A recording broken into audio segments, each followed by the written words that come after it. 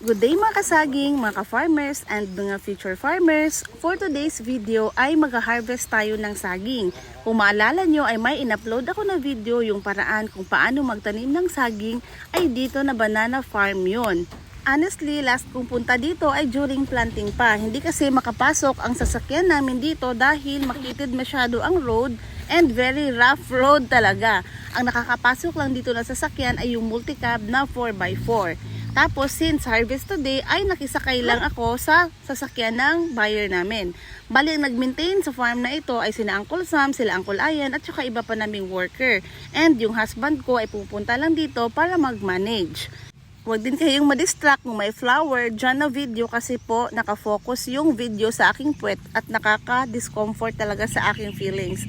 Hayaan nyo na yan. So bale, ang i-check natin ngayon since nandito na tayo ay yung mga followers. Kailangan natin i-check na ready na ang ating followers para sa ating second generation. Kung mapapansin nyo ay maliliit pa ang ating followers pero once makat na ang mother plant or ma-harvest na ang mother plant ay mabilis nang lumaki ang ating mga followers. And after 7 to 8 months ay i-harvest na natin ang ating second generation. And syempre hindi mawawala ang pagpicture para may memories. So how much ang buying price ng saging ngayon? Ang farm gate price or yung kuha ng buyer mismo sa farm ay Class A 55 per kilo, Class AB po yon. Class C naman ay 45 per kilo at saka yung RX or reject ay 30 to 25 per kilo. So maganda din yung buyer namin ngayon mag-classify. Maganda talaga sila mag-classify. Very favorable sa aming mga farmers. Nakakatuwa, nakaka-happy talaga kasi mababawi talaga natin yung gastos natin at saka makikita natin ang kita sa ating pagsasaging kapag mataas ang presyo. And good news din kasi yung fertilizer ngayon ay hindi ganun kamahal compared to 2 years ago during yung pandemic. So parang nasa 50% lower ang price ng mga fertilizer. And of course, bago tayo umuwi ay i-check ulit natin ang ating area para makita kung ano pang mga problema.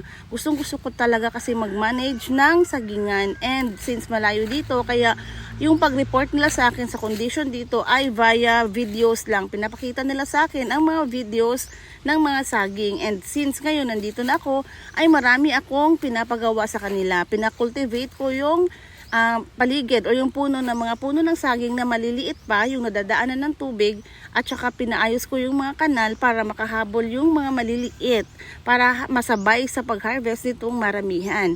Regarding naman sa pag-execute ng mga trabaho ay wala na akong problema kina Uncle dahil talagang maaasahan sila sa mga trabaho dito. Yung pag-spray naman at saka pag-fertilize ay andun talaga nakapondo yung mga fertilizer at saka mga chemicals na ginagamit doon mismo sa aming nursery para doon sila kumukuha and mamonitor ko ang kanilang mga trabaho kahit wala ako dito sa area.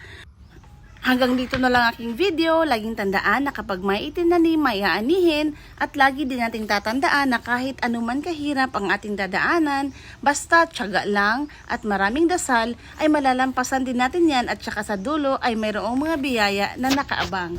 Thank you so much for watching. Bye! Smile, te. Hello, hello,